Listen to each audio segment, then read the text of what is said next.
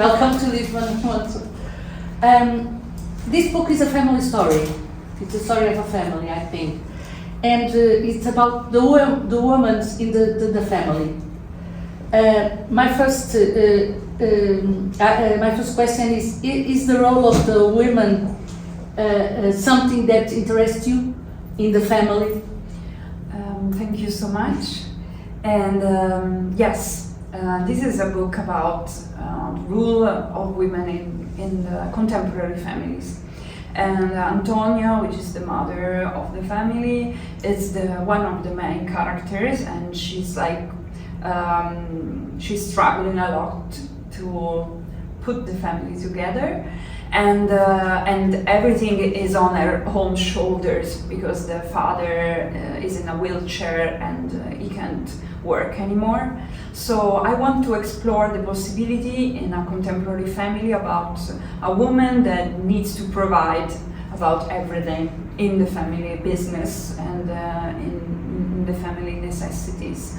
And the father is like a transparent, some way an absent figure. So she needs to work and she needs to think about the family future, about her daughters, Gaia, which is the main character, and the voice that is narrating the story, and all the other children, because there are four of them.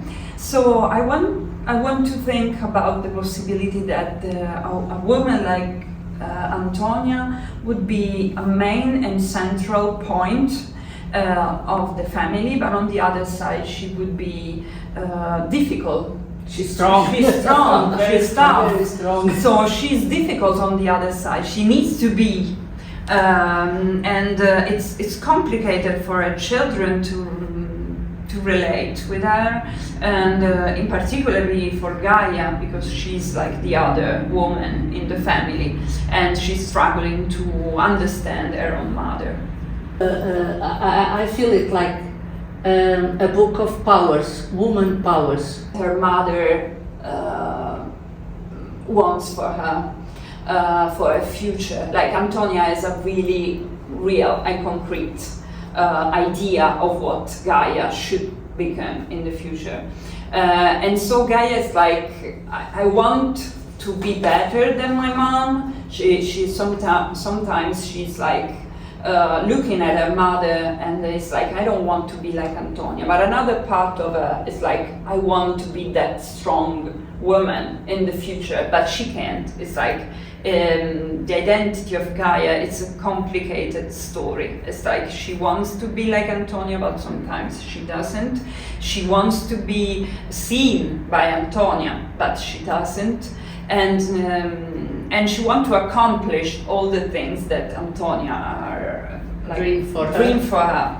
So, but on the other side, she wants to be free as well. So during the novel, it's like there are a lot of expectations, but not so much conversations about feelings, about the future, and what Gaia wants to be between the two of them. So it's like Gaia needs to explode outside from the house because it's impossible for her to speak truly and directly with her mother, and so this is why she's so a part of the reasons why she's so aggressive with all her friends or colleagues in school. When you start writing this story, did you already have the whole story? Did you know everything about it? Because you said you did some interviews, so you decided before you started to write the book what you were going to write about, okay? But did you make some a list of what you were going to say, or you started writing about the idea and then the book took its own life? No, I made a list. At the beginning, I just had the idea of the character of Gaia. Then, while I was talking to Antonella, I was like, this is interesting because I didn't have a family for Gaia, but I was interested in this kind of family, like a poor and contemporary family that has a lot of economical problems, because I don't want Gaia just to be a victim, but I want her to have a really strong context around her. So this was the main idea, but then when I started writing, I had a list and a scheduling. The part that I was conflicted about was the final part, because I didn't want an happy ending, because it didn't suit the story for me and the character of Gaia, because it's a story about failure, it's a story about frustration, and it's a story that is not made to be happy ending in the end. It's hopeless somehow.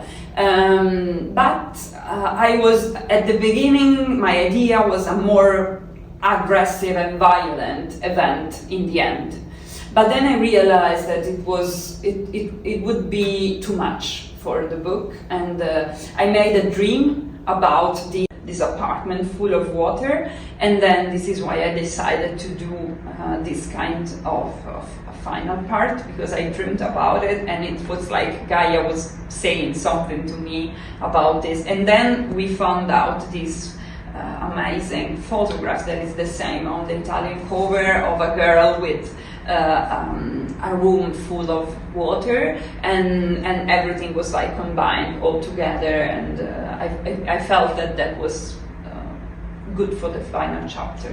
Do you think the end is a redemption for Gaia? A redemption?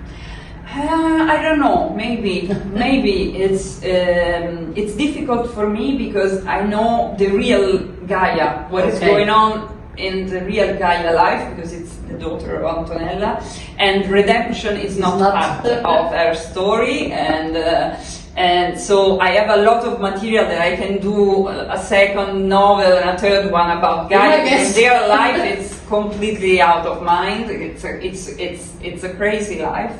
But I think that in the end she's like understanding something, and I don't think that she's going to be violent as she was during the adolescence. It's like a complete circle in the end. She's like starting the adult life somehow, like taking accountability for all she has done. And the fact there are some things like when someone that you love so much died for cancer, it's like there is nothing you can do, and so in the end she understands that.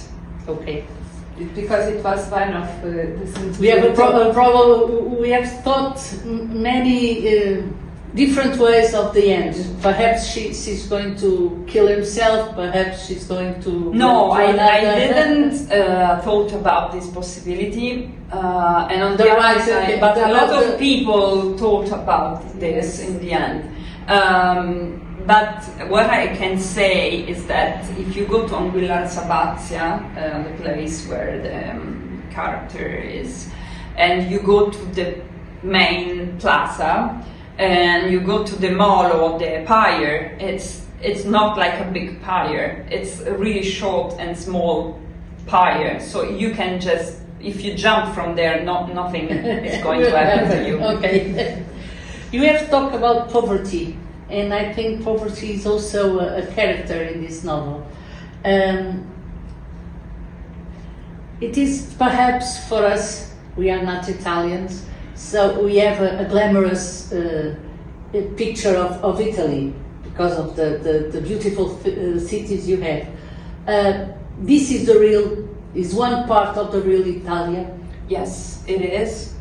And of course, and you agree poverty is a character of this novel? Yes, I agree. It's really the main focus of and poverty inside of an expensive society. Mm-hmm. Because I wrote a book that is not translated in Portuguese yet about the first part of the last century, like before fascism in Italy, and it's like a poor condition in a small village, but where everybody's poor. So it's like they're struggling, but they're struggling together. Here it's like Gaia is in conversation constantly with people that can afford things and she can't. So this is really important for me.